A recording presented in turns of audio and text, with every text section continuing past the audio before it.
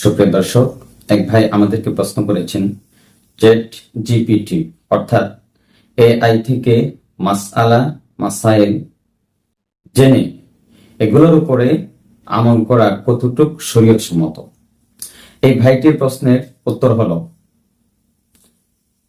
Chat GPT অর্থাৎ AI থেকে কোনো মাসআলা জানার পরে ওই মাসআলাটি যতক্ষণ পর্যন্ত একজন মুহাক্কিক আলেমের কাছ থেকে তাহকিক না করা হবে ততক্ষণ পর্যন্ত ওই মাসআলার উপরে আমল করা তার জন্য জায়েজ হবে না।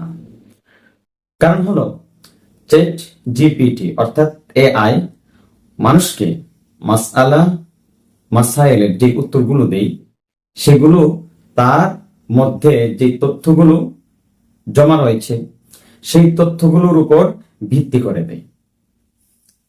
এখন সেই তথ্যগুলো ভুলও হতে পারে, সঠিক হতে পারে, কিন্তু সাধারণ মানুষ কোনটা ভুল আর কোনটা সঠিক এটা যেহেতু বলতে পারবে না, নির্ণয় করতে পারবে না, এজন্য একজন আলেমের কাছ থেকে যতক্ষণ পর্যন্ত চ্যাট জিপিটি থেকে জিজ্ঞাসিত মাসআলাটি তাহকিক না করবে ততক্ষণ পর্যন্ত এর উপরে আমল করা জায়েজ হবে না। এ ব্যাপারে আল্লাহ পাক রব্বুল আলামিন পবিত্র কোরআনের মধ্যে স্পষ্টভাবে ইরশাদ করেন, ফাসআলু আহলা যিকরি ইন কুনতুম লা তা'লামুন।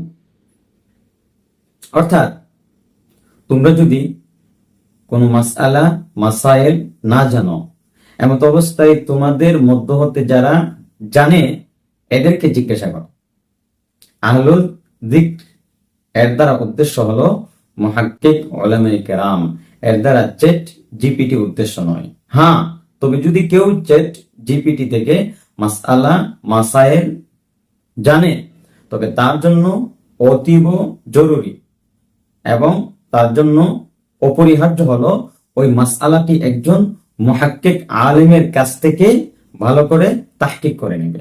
যতক্ষণ পর্যন্ত কোনো একজন মুহাক্কিক আলেমের কাছ থেকে তাহকিক না করবে ততক্ষণ পর্যন্ত ওই মাসআলার উপরে আমল করা তার জন্য জায়েজ হবে না। আল্লাহ পাক রব্বুল আলামিন আমাদেরকে এর উপরে আমল করার তৌফিক দান করুক, আমিন।